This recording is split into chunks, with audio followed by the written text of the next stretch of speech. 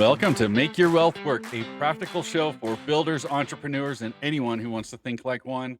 I am here with Joe Pantozzi, and this is Jason K. Powers. Today, we are talking about something most people never stop to really map out. When you need cash, where do you actually go to get it? And does that source help you build long term stability, or does it help you depend on outside lenders? We're going to walk through some simple framework using visuals. So if you are listening, feel free to jump over to video sometime and check out the visuals.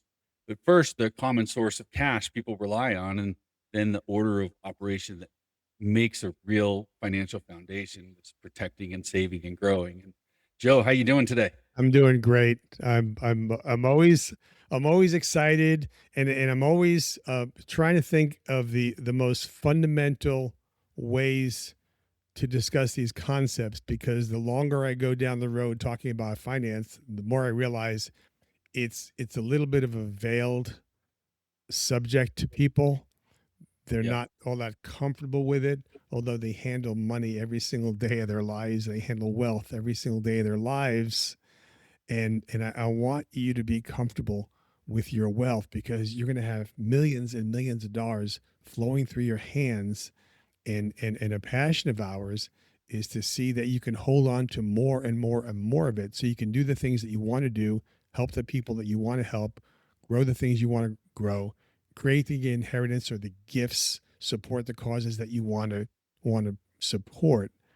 And I always say it's become kind of a mantra to me: control leads to wealth. So you got to start with control. Control leads to wealth, and wealth leads to freedom. Yes. So Yes. there you go. And this conversation came up, as you and I were talking the other day about a person we had spoken with that really was going to do more financing, and they're like, okay, well, I'll just finance it more and continue financing what I'm doing.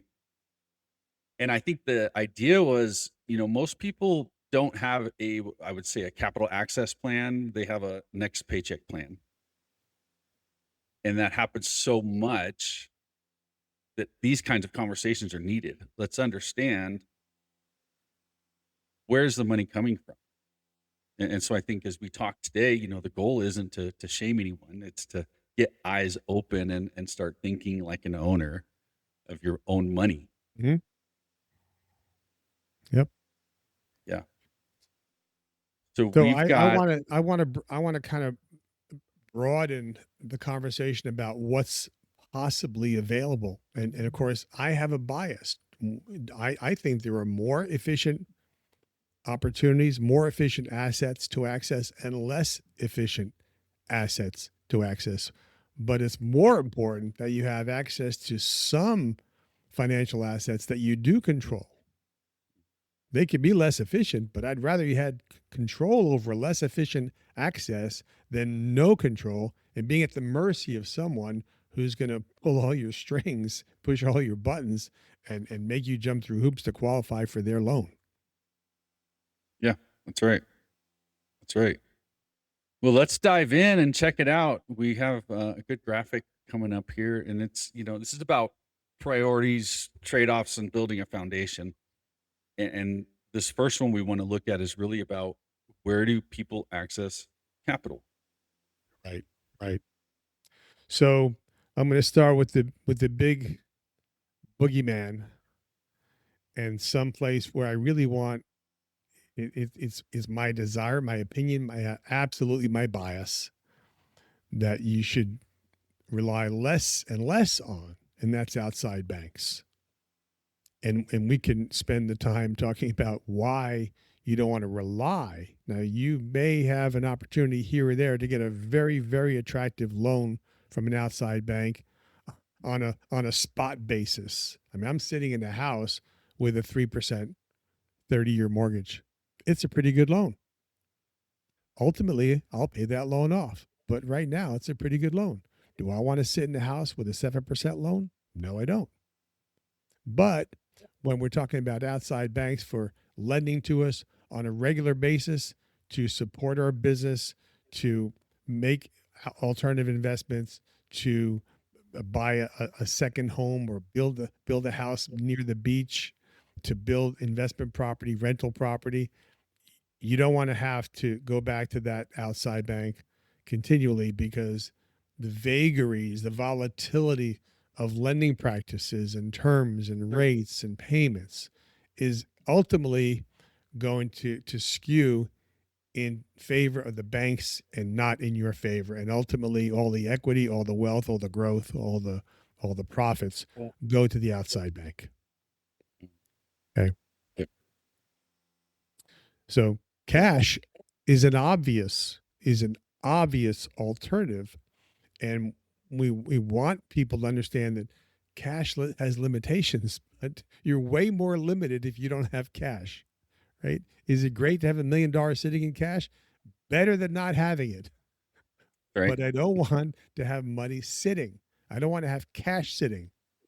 Do I want to invest in alternatives and real estate and portfolios and the things that clients like? Absolutely. I want our clients to put their money where they want to put their money. We're mostly concerned about building the support system, the lending system, the banking system, the collateralization, and understanding the relationship between them. Cash is a great place, is a great asset to have money in, have wealth in, but not long term. All right. Market margin. If you have a market account, if you have a stock market account, a Wall Street account, you can access money through loans against that market account. And those loans will be more market rate. It won't be something where you've got a fixed rate for the next 10 years. Your rate is going to fluctuate. They're going to be positives and negatives to borrowing against the stock market account. But I'm going to continue to say it's more positive to have access than not to have any access. So as we list all these things, we're going forward with the premise all these things are positive in their own realm, in their own perspective, right? So gold and silver. Is it easy to cash in gold and silver? No, because it depends on today's spot price, right? Is it easy to borrow against it? Absolutely no. Is it easy to liquidate some and keep some? Of course. It all depends on timing. Better to have it than not to have it. What about real estate? Well, how can I liquidate real estate? Well, I could borrow against it. First mortgage, second mortgage. Jason's more familiar with HELOCs than I am, but various types of loans against real estate. Then we can obtain collateral capital to put into the next venture. So we can capitalize our first piece of real estate to buy our second, and on, just giving kind of a general treatment about these assets. Life insurance to me is an obvious asset that you can borrow against.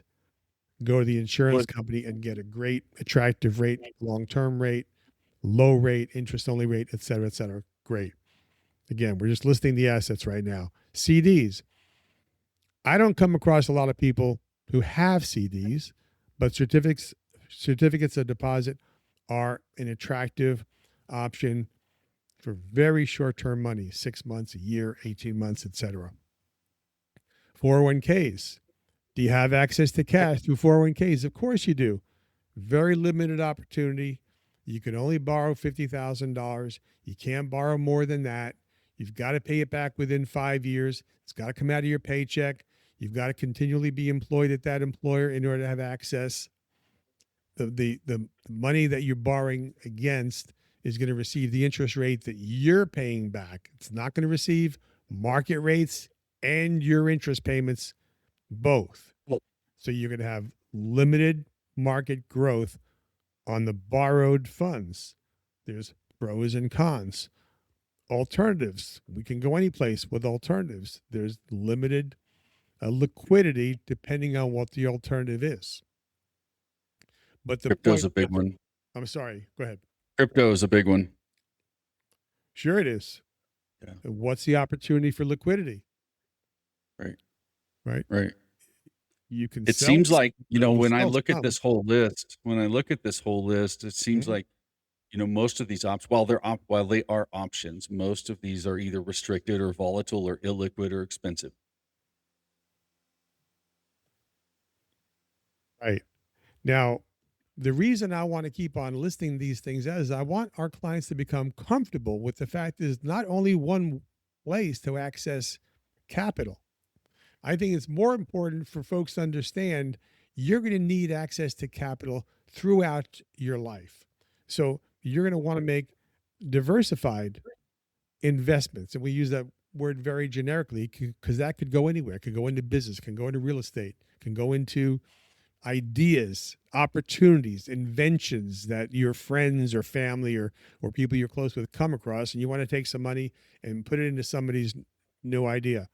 Eventually, you're going to have kids that you want to pay for college or private school. You don't want to go into the market to get money for tuition.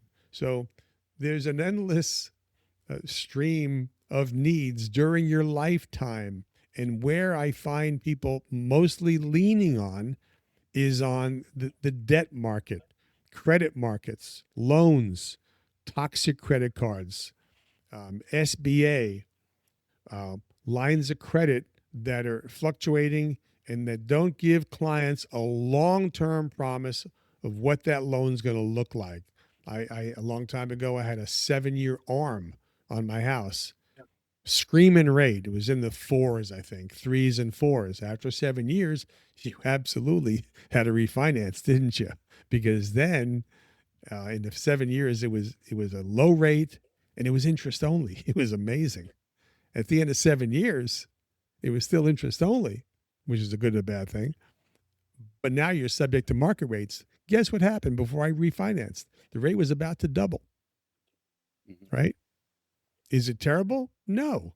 But you need to walk into these credit relationships with your eyes open, always understanding that I am going to need a second car down the road. I'm going to need to get rid of that car. It's worn out. I'm tired of it. It's not big enough for the family. I'm going to need to get the next car. Cars wear out, they rust out, they get in accidents. We need to replace them. We're going to have a need to finance cars or purchase cars or own cars during our entire lifetime. That's a financial drain if you don't work the math correctly. Right. Right. Okay. That's a repeated thing. I mean, things like cars, we're all here in America, right? If you're going to have a vehicle, you know you're going to need another one at some point. You know you're going to need another one at some point.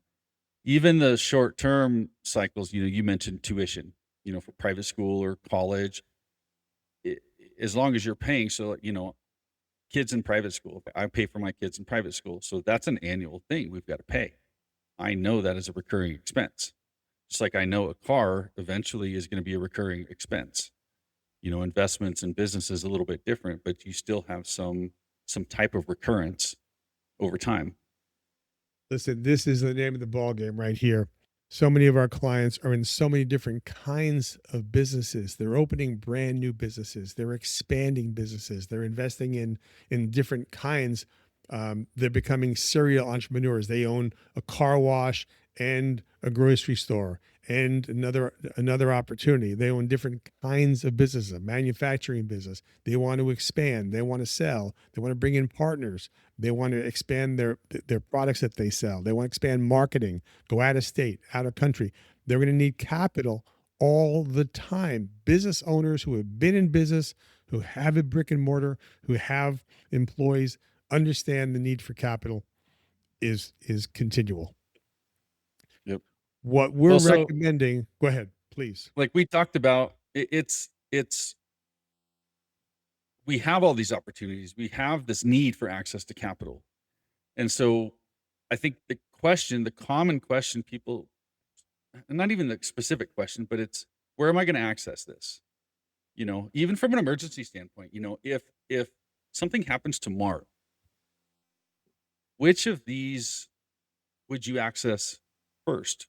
Which of these would you actually use first? If you had money coming from all of these different sources, which ones can you actually touch? You know? And so here we are, we're looking for solutions. Like, what are the solutions? What are the solutions? What are the solutions? But I think too often people are searching for a solution before we even have a foundation. And we want to skip that part. We want the That cliff notes. and we That's a want great to, point. and we want to skip it and go, I just need the solution. I don't need the foundation. Well, look, man, we're going to be having the same conversation in 2 more years from now if we don't get a foundation in place. You may fix something short term, but if you don't get a foundation in place, buddy, you're going to be making the same decisions over and over and over and Mhm. over again. And I've been doing this for a long time, and I still hate the word discipline. I still hate the word plan Mhm. because plans are subject to change. I mean, practically, when you write the plan down on paper, the next day it's old and obsolete and it needs revision. But you know what? If you don't have that first slice of paper with ideas put down on it, then what you're doing is you're throwing money and ideas and energy and anxiety in all different directions. And you're probably not going to create as solid an opportunity, as solid a career, as solid a business as you would if you had a plan. Mhm. So for us, you're thinking about all these 9 items. What if you had some money, some measure of wealth in all these nine items? I would say you're a genius. Mhm. I'm not going to criticize Sure. anybody who has $1 million in any of these things or $1 million divided up in any of these things. My anxiety, my stress level, my worry is for people who are on the rat wheel, who are living on credit and not building up anything. Or maybe they're living on credit and they're throwing too much into their retirement plan because they're so worried about the future. But your future retirement plan is disintegrating in terms of purchasing power while you're swamped, you're drowning in toxic credit card debt. You're at a balance. So even that bears a conversation. And that's where Jason and I want to kind of focus on going back to the basics and saying you need to protect before you do anything else. I've met so many people who don't have that protection plan in place. And when we talk about protection, here's a few things. Protecting your income. If you become sick or hurt or disabled in some manner or form, you're going to need some kind of protection. Either your employer, if you have an employer, is going to continue your paycheck for the next 30 years, which is almost unheard of, or your employer is going to continue your paycheck for a limited period of time. And so the question becomes, where am I going to get my paycheck when my guarantee stops? You need to Mhm. protect. You need to be protected if somebody sues you, slip and fall, hurt on your property. Your 8-year-old slaps somebody with a baseball bat and they have an injury. I mean, you die. Your family needs financial protection in case you die. You need life insurance. You need to be protected in case you get sick, go to the hospital, have a surgery. You need to protect your future. You need to protect if you have a long term care event, if you lose the activities of daily living, and you need to have help at home or going to a nursing home or a rehab hospital for a short or a long period of time. All these things are elements of protection. And you know what? They're just not fun. I'd rather have those elements in place and never need them than have a drastic need and not have the protection in place. And again, goes back to building a strong foundation, putting the protection items in place before you start building your wealth. Yeah. And protect is the base. I mean, really, because simply put, one bad event can wipe out years or decades of progress for you without that protection. And we don't walk around being paranoid about it, right? It's not like you walk around being worried about, oh, this might happen, that might happen, this might happen, that might happen. It's that old adage, I guess, of hope for the best and plan for the worst, Right. you know? Right. And it's more fun to play in the top of the pyramid. It just is. Absolutely. Yeah. Right. My buddy gives me a tip. I get a hot stock tip or something. My buddy gives me a tip and I invest $1,000 and next year I get a check back for 50,000. That's great. It happens on television, I think. It happens when people buy a lottery ticket. It doesn't happen in my neighborhood. Yeah. So while we're waiting for that pie in the sky stuff to happen, uh, let's do the ordinary thing. Is let's make sure that we're not spending more than we're earning, right? Hmm. Again, Hmm. I hate discipline. I hate I hate routine. I hate living beneath my means, but the results of doing it are amazing. I hate doing 200 push-ups a day, but the results are really good. So we Yep. want to get involved in those protection elements and put them in place. It's just something you have to do. And then you can move on to the savings element. And how often have you heard some talking head saying you've got to have 3 to 6 months emergency cash stashed someplace? Well, everybody knows that. Everybody knows it, but who does it? Right? I mean, I do it. Okay. But it's one thing to know something and to wave this thing off and say, "Yeah, I know that. I've heard that before." But it's another thing to meet up with a for example, a short-term disability. You're out of work for 10 weeks. You got Hmm. sick, you broke your arm, you broke something. You got laid off for a short period of time. Whatever, you need to have that emergency savings. Maybe you need emergency savings and you can pivot over to an investment opportunity. I'm not saying that that's what it's for, but we're saying it's better to have it there than not have it. And we're talking about doing things in this order. I mean, this is a recommendation, right? This isn't scientific. This is just plain basic common sense. You can have that protection item elements in place for 20 years and never have to rely on them for something drastic. It was still the right thing to do. Yeah. Couldn't agree more. So then we get to the top element. Now we get to where it's exciting. Now we've got our foundation in place. We have finance. We're starting to build a capital base. We've chosen where we choose to store our capital. For me, it's high cash value life insurance policies for many reasons. We're not even going to go there today. But and we'll in a future podcast we'll talk about the difference between having all your liquidity in cash, all your Or liquidity in a market account, all your liquidity in a CD. So there are pros and cons to all those approaches. yeah. But where we all want to get is we want to figure out where we choose to grow our wealth.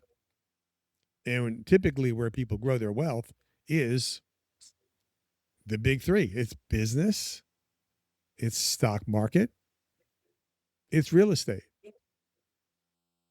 And you can just rinse and repeat, rinse and repeat. I have a young man around here he's not even 35 years old yet. He's got 35 rental properties. It's amazing. How did he do that? He followed in his daddy's footstep, who followed in his daddy's footsteps. Well, I don't want to be a landlord. I don't want to worry about vacancies. I don't want to worry about people leaving a mess. Okay, well then don't do that. But if you want to build wealth, you've got to plan. You've got to decide Right. what your preferences are and what your likes and dislikes are. Where do I want to build wealth? Well, I want to build my wealth in alternatives. That's fine. Well, we're saying we're not here to direct you and tell you where you should build your wealth and where's the best place. We're here to help you create the financial tool so that you'll always be in control of the banking equation, the banking function, which, if you're not careful, will wind up eating your lunch. And the banks will Yeah. wind up owning your future income, your future revenue, your future wealth. And you're going to wake up one day and you're going to pick yourself up off the ground and say, "What happened? I just Well, and got." I think wealth building happens more effectively when the lower layers are stable, right? We just like wanting the solution before the foundation. You get to the grow point if you can get protect in place and save in place and get that down. Get it stable. Growth is a little bit easier at that point. There's something to be said for repetition. As you develop the habits of being an entrepreneur, of being a business owner, of owning the various asset classes that you choose to put into your portfolio, you're gonna develop a cadence. You're gonna understand finance way better if you're controlling the banking function than if you're delegating it out, because whoever controls that banking function is going to receive the lion's share of the wealth. Yep. Well, and I think the summary of this graphic, you have protect at the bottom for our listeners. It's a pyramid. So protect is the bottom layer, the foundation of the whole foundation, right? Protect. And then right above that in the middle is save. Now, if protect and if protect isn't stable, isn't solid, save and grow are really fragile. You know what I mean? And then save, you can't you can't grow what you don't keep. So you have save and then grow. If you're not saving, you can't grow. You just can't. And so it really is a matter of understanding how they are connected. I've people go, well, I can't afford to do the protect. Mm. I've done it. I can't afford to do the protect part. So I'm just going to save instead. And then, and it's wildly unstable because, like we mentioned earlier, one bad event Sure. took you back down. And so, yes, thank God we had the savings, but still, what if worse happens? You know, where does that leave families? I see it happen all the time. Working with a lot of clients in the music industry, we see people all the time having some life situation comes up and a GoFundMe page comes up because there is no protection in place. And it's devastating. And then you're reliant on outside sources all of a sudden, and you hope that that can be covered. And people are doing the best they can do. I get it. But I think that stresses the importance of protection. Like get your bases covered first. And if you've got a family, protect is way more important too. If you've got a spouse and children or you're the primary income earner or you have a business, protect your business. I mean, there's all kinds of things you can protect that you really need to get in place. But those are all connected. Get the foundation in place, protect, and then save. You can't grow what you can't save, you know, and I just you put a will little see progress. example here. Let's say you make $100,000 and you save 10%. You save $10,000 in 10 years. You've got $100,000. Yep. Great. You don't have a protection plan in place. You get sick. How long does that savings last? Maybe you could stretch it out for 2 years. Maybe. So that means if you got disabled or sick or hurt or emotional breakdown, whatever happens, you just blew 10 years worth of savings in 1 or 2 years on a Yeah. disability. Where if you had some kind of a disability insurance or plan, either yourself, an individual plan, or through work, you would protect that $100,000 you just saved. So so an event like that will wipe out years and years and years of savings. And that's why the two are related. I don't want to get into a lot of numbers today. We can put calculators up on the screen until the cows come home. We could talk about the numbers, the calculations, the interest rates, the periods, terms, present values, all that stuff. But you have to get the big picture and understand why I'd want to protect myself in the first place. I have obligations to myself, to my family, to my creditors, et cetera. Maybe to my employees if I have a business. I want to keep those doors open of that business. So this is, to me, kind of a fundamental and basic discussion, but it needs to be at the ground level before we can get more exotic and more sophisticated and put some teeth into a plan. So Look forward to helping you in any way I can. Yeah. And we're not here to tell you what to do with your dollar today. It's just to show you the order of things that stop you from resetting to zero each time. And I think that's important. And that's where Joe and I come in helping people map out your own foundation, and help you think through it and understand, where am I at? Where do I need to be? And let's help you draw some lines from A to B. And that's exactly what we do, is just helping you map that idea out and come up with a plan. That's it. Or- It's simple, it seems basic, as we talk about it. We're not here to put you down. I hope nobody is listening going, I can't believe they would talk to me that way. Like it was really to get the wheels turning in your head and understand, maybe I'm not doing it in the right order. Maybe what you're doing is well intended, but maybe it's just in the wrong order. And we just need to reprioritize things and reorganize things. I say this all the time. We're never going to suggest something to you that we haven't done. I'm Yep. not going to suggest that you own something that I don't own. So we absolutely eat our own cooking. Well, we are our own first best customers. Yeah. The principles that we teach and that we guide are basic and fundamental, and they need to be practiced over a period of years. You're not going to fix a problem that took you 15 years to create overnight.